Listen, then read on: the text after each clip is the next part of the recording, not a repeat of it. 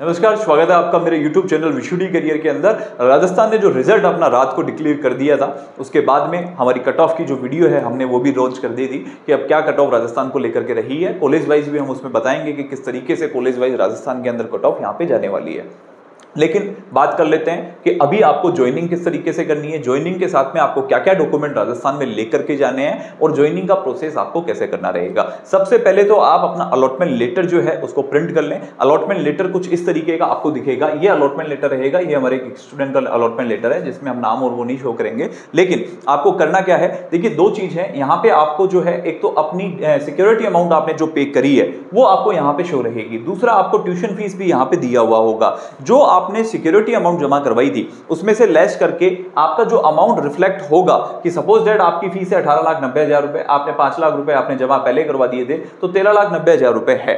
लेकिन सबसे बड़ी बात क्या है कि पहले यहां पे जो फीस जमा होती थी वो कॉलेज के नाम से होती थी, लेकिन इस बार आपको जो पैसा है वो कॉलेज के नाम से जमा करवाने की जरूरत नहीं है। ये जो पैसा जमा होगा वो चेयरमैन नीट यूजी काउंसलिंग के थ्रू ही यहाँ पे जमा होगा। इस बार यहाँ पे प्रोसेस को चेंज कर दिया गया है। तो अब ऐसे स्टूडेंट जो डीडी बनाने की सोच रहे थे वो डीडी ना बनवाएं, वो डीडी ना बनवा करके डायरेक्टली इनको आरटीजीएस नेफ्ट करवाते हैं, जिससे आपका पैसा, अगर आपको कल को कोई कॉलेज अपग्रेड भी होता है तो आपको यानी कि 2 बार डीडी बनाने की जरूरत नहीं पड़ेगी, एक ही बार में आपका काम चल जाएगा। क्योंकि आप जो पैसा लिया जा रहा है वो चेयरमैन नीट यूजी के थ्रू लिया जा रहा है, जिससे आपको प्रॉब्लम का फेस नहीं करना पड़ेगा। तो ये तो पहली चीज हो गई। अगर जिसका गवर्नमेंट है तो गवर्नमेंट में आपने 50,000 रुपए दिए होंगे, जो गवर्नमेंट फीस यहाँ रिफ्लेक्ट हो रही है उसको माइनस करके जो टोटल अमाउंट होता है उतना ही आपको भेजना है। इसके अलावा जो अदर चार्जेस हैं वो सारे के सारे कॉलेज में जमा होंगे, तो वो आपको अभी नहीं करने और ना ही इसमें आपको कंफ्यूजन होना है। आपको केवल जो करना है वो ट्यूशन फीस आपको पे करनी है और ट्यूशन फीस का ही डीडी और आपको जो आरटीजीएस नेफ्ट है वही आपको करना रहेगा। तो ये आपकी पहली चीज क्लियर हो गई। दूसरी बात अपन क्लियर करते हैं, अब आपको करना क्या है। करना ये रहेगा, आपको ये डेट शीट भी उसके साथ में आपके पास में कंप्लीटली आएगी। अब इसमें आपको कंप्लीटली फिल करना रहेगा। तो क्या क्या आपको फिल करना है, आपको स्टूडेंट का नाम हो गया, स्टेट एप्लीकेशन फॉर्म आईडी, जो आरएम करके बच्चों की आईडी जनरेट होती है कि आरएम आईडी जो होती है वो आपको यहां पे डालनी है। उसके बाद में अपनी जो भी आपकी कैटेगरी है, जनरल हो गया, एससी हो गया, एसटी हो गया, वो आपको यहां मेंशन करनी है। उसके बाद में अगर जो ईडब्ल्यूएस के बच्चे हैं तो उनको यस करना है। आपकी डेट ऑफ बर्थ जो है 10th की मार्कशीट में जो है वही यहां डेट ऑफ बर्थ आएगी। नीट का स्कोर आपका हो गया, नीट का स्कोर आपको डालना है, नीट का परसेंटाइल आपको डालना है, स्टेट मेरिट नंबर डालना है। स्टेट मेरिट नंबर मतलब ये आपका जो स्टेट कंबाइंड मेरिट लिस्ट इन्होंने कल रात को डाली थी, हम फिर एक बार ग्रुप में डलवा देंगे। तो स्टेट में मेरिट जो नंबर आपका आ रहा है ये कंबाइंड वाली डालनी है, ये ध्यान रखना है आपका। वो वाली मत डाल देना, जो एमबीबीसी वाला बच्चा है वो एमबीसी की मत डाल देना, दूसरे स्टेट का जो अपने एससी का है वो एससी की मत डाल देना। आपको जो है स्टेट मेरिट नंबर यहाँ पे डालना है कि लगभग आपकी हो सकता है किसी की 1800 हो सकती है, किसी की 200 हो सकती है, किसी की 4000 हो सकती है। तो ये आपको यहाँ पे डालना है। तो वो मेरिट नंबर आपको कहाँ मिलेगा, वो कंबाइंड मेरिट में आपको अपना नाम खोज करके इसमें देखना पड़ेगा। यहां आपको ऑल इंडिया रैंक आपको डालनी है कि ऑल इंडिया रैंक जो भी आपकी आ रही थी वो आपको यहां पे मेंशन करनी पड़ेगी। इसके अलावा फिजिक्स, केमिस्ट्री और बायोलॉजी, इनके मार्क्स आपको मैक्सिमम मार्क्स 100 आएगा और मार्क्स ऑब्टेन जो उसमें आपकी मार्कशीट में मार्क्स है, आपके मार्कशीट में मार्क्स वो वाला मत डाल देना कि आप विदाउट प्रैक्टिकल, विद प्रैक्टिकल जो मार्क्स है कि 20 नंबर वो भी आपको ऐड करने हैं, वो वाला आपको यहां डालना है। और ईयर ऑफ पासिंग में एक ईयर आएगा, आपने सपोज 2023 में पूरा किया है तो 2023 ही आपको डालना है। टोटल ये करके तीनों जगह का करके और आपको यहाँ पे मेंशन करना है। इंग्लिश में आप पास थे या नहीं थे, अगर पास नहीं थे तो नो लिखना है, यस करना है, क्योंकि नहीं थे तो आप एलिजिबल नहीं होंगे। एलिजिबल इसीलिए हुए हैं जब आप इंग्लिश में पास थे। Percentage of class 12th in science subject. अब यहाँ पे दो चीज पूछा है कि साइंस सब्जेक्ट में, तो साइंस सब्जेक्ट का मतलब पीसीबी, फिजिक्स, केमिस्ट्री, बायोलॉजी, ये तीनों के ही यहाँ पे पूछ रहा है। तो 2 डेसिमल में आपको डालना है। मान लीजिए 80.55 बन रही है तो 80.55 भी डालनी है। क्लास 11 का सब्जेक्ट का नाम मतलब पीसीबी, फिजिक्स, केमिस्ट्री, बायो था आपके पास तो वो आपको डालना है कि हमारे यहाँ पे पीसीबी था 11th क्लास में। ओके, एज मतलब 31/12/2024 तक आपकी एज राजस्थान में क्या हो जाएगी, तो वो डेट आपको यहाँ पे मेंशन करनी है। गूगल पे सर्च कर लेना एज कैलकुलेटर वहां मिल जाता है गूगल पे, वहां पे आज के अपनी आप डेट ऑफ बर्थ लगाना और 31/12 वहां पे आप सेलेक्ट करना, जिससे आपका यहाँ पे age for the date of birth completely आ जाएगा। Other eligibility criteria number 1 of document authentication. जब हमने फॉर्म फिल किया था तो आपका एक एलिजिबिलिटी क्राइटेरिया था फर्स्ट से लेकर के 12 तक का। तो फर्स्ट का मतलब ये हो गया कि आप राजस्थान के डोमिसाइल थे तो आपके पास डोमिसाइल होना कंपलसरी है, तो वो डोमिसाइल सर्टिफिकेट आपको रिक्वायरमेंट होगा। तो यहाँ पे फर्स्ट से लेकर के 12 डालना है। मोस्टली जो बच्चे राजस्थान के हैं जिनके पास डोमिसाइल है उन्हें फर्स्ट डालना है, जो राजस्थान के नहीं है और जो सर्विस में थे जिनकी मतलब बाहर के बच्चे हैं उन्हें उनके अकॉर्डिंगली वो मेंशन यहाँ पे करना पड़ेगा। तो ये सारी चीजें होगी। Name and signature of the college, यहाँ पे कॉलेज वालों के साइन होंगे, यहाँ को आपके साइन नहीं करने।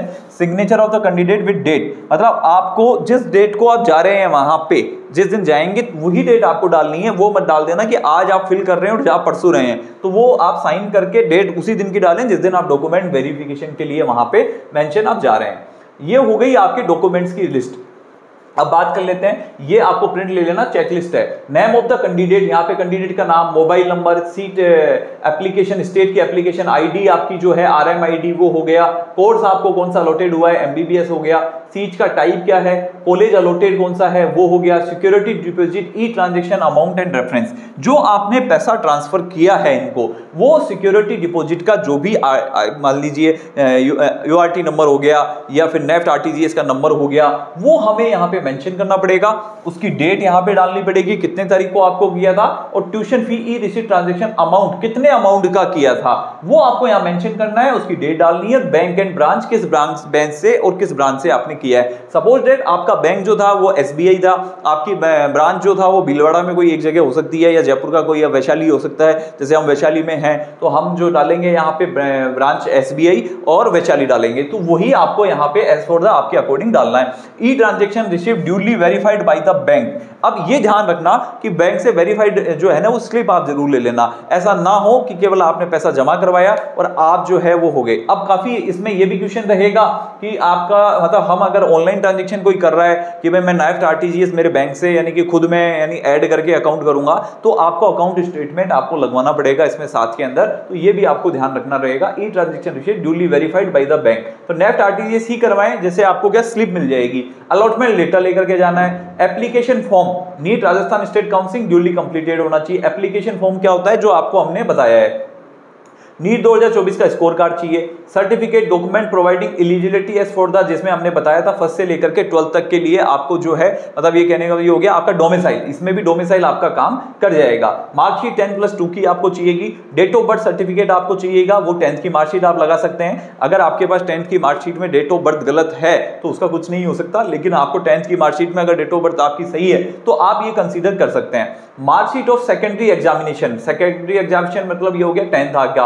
Marksheet of class 11 bearing biology as one of the subject, मतलब 11th की आपको क्लास में मार्कशीट होनी चाहिए। लेकिन इसका एक चीज बहुत ध्यान रखें क्योंकि काफी बच्चों को यहाँ पे राजस्थान में बाहर कर दिया जाता है 11th की मार्कशीट की गलती की वजह से। हमने काफी स्टूडेंट की सभी की तैयार करवा दी थी, फिर भी कुछ बच्चे ऐसे रह गए होंगे। आपको 11th की जो मार्कशीट है ना उसमें बायोलॉजी मेंशन होना बहुत जरूरी है। साथ में आपकी सील लगी हुई होनी चाहिए, मतलब स्कूल की। अगर आपकी उसके ऊपर सील लगी हुई नहीं है या फिर वो प्रिंटेड होकर के सील है तो वो मान्य नहीं होगी, आपको सील लगवाना कंपलसरी रहेगा 11th की मार्कशीट के अंदर। ट्रांसफर सर्टिफिकेट मतलब टीसी हो गया, ये आपको टीसी चाहिए होगा। उसके अलावा migration certificate of the board और यूनिवर्सिटी, कैरेक्टर सर्टिफिकेट हो गया, डोमिसाइल सर्टिफिकेट हो गया, अंडरटेकिंग हो गया, अंडरटेकिंग परफॉर्मेंस सेमन मैंने आपको भिजवाया भी है सभी स्टूडेंट को। जिनको नहीं भिजाया है वो वहां पे साइट पे जाकर के ब्रोशर में से डाउनलोड कर सकते हैं। Eligibility of the admission of the allotted course as per the eligibility criteria mention in the Rajasthan state, ये वाली चीज एलिजिबल है या नहीं है, तो हम एलिजिबल है तो हम यहाँ पे यस और नो यहाँ पे आप कर देंगे। देखिए यहाँ पे जो है ना आपको यस और नो करते हुए लाना है। नंबर ऑफ पेजेस, मतलब ये कितने नंबर का पेज है, ये एक पेज है तो इसमें एक डालना है आपको, ठीक है। यहाँ पे आपको खाली छोड़ना है, वो जो चेक लिस्ट है वो चेक करेंगे। 4 पासपोर्ट साइज की फोटो हो गई आपकी कि ये फोटो आपको यानी आपकी देनी है। 4 पासपोर्ट साइज फोटो की जगह आपके पास में और 10-12 फोटो होनी चाहिए। इसके अलावा बैंक और बॉन्ड गारंटी एप्लीकेबल परफॉर्मा, वो स्टूडेंट जिनको government, semi government, NRI seat मिली है उनको ये बैंक और बॉन्ड गारंटी देना पड़ेगा। वहां पे 500 रुपए के स्टाम्प पे बनेगा, जो कि हमने भिजवा दिए हैं सभी स्टूडेंट को। जिनके पास नहीं पहुंचा है वो मैसेज डाल दें ग्रुप में, हम उनको वहां पे मिल जाएगा। वैलिड कार्ड सर्टिफिकेट भी हो गया आपका, वैलिड कार्ड सर्टिफिकेट हो गया। डॉक्यूमेंट रिलेटेड टू एसएबी, ये उन बच्चों के लिए हो गया। पीडब्ल्यूडी जिनके पास वो पीडब्ल्यू, जो डिफेंस, पैरामिलिट्री और एनआरआई में जा रहे हैं उन्हें एनआरआई से रिलेटेड सारे डॉक्यूमेंट उनके पास होने चाहिए। उनके पास डिफेंस और पैरामिलिट्री से सारे डॉक्यूमेंट होने चाहिए। ईडब्ल्यूएस सर्टिफिकेट होना चाहिए। चाहिए, एनआरआई डॉक्यूमेंट्स होना चाहिए, एड्रेस प्रूफ होना चाहिए पेरेंट्स एंड लोकल का और गार्डियन का।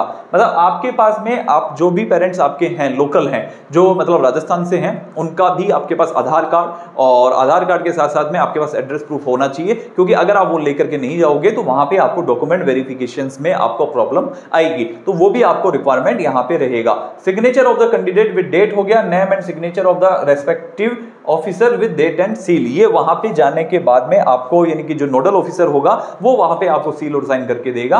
इसके 2 सेट आपको तैयार करने हैं। ये जो सारे डॉक्यूमेंट्स आपको मैंने बताए हैं 25 के 25, जिसमें से जो कास्ट सर्टिफिकेट है ये जिनके लगने वाला है वही लें, जिनको नहीं होने वाला है, जनरल वालों को जरूरत नहीं है लेकिन ईडब्ल्यूएस वालों को जरूरत रहेगी। तो ये सारी चीजों को लेकर के आपको एसएमएस में जाना है। एसएमएस में फीस का मैंने आपको क्लियर कर ही दिया था कि आपकी जो फीस होगी वो किस नाम से बनेगी, वो फिर बता देता हूं। ये डिटेल है, इसको कॉपी कर लेना, सभी इसी डिटेल में आपको देना है। तो सभी का जो है आईएफएससी कोड, अकाउंट डिटेल इसमें मेंशन है, और वो उसकी रिसिप्ट जो है वो अपने साथ में कैरी करें। आज के लिए धन्यवाद। और अगर फिर भी आपका कोई क्वेश्चन मेरे जो रजिस्टर्ड स्टूडेंट है उनके लिए रहता है तो वो हमें ग्रुप में मैसेज डाल सकते हैं, जिनको उनकी कंप्लीटली हेल्प उनको प्रोवाइड करवा दी जाएगी। धन्यवाद।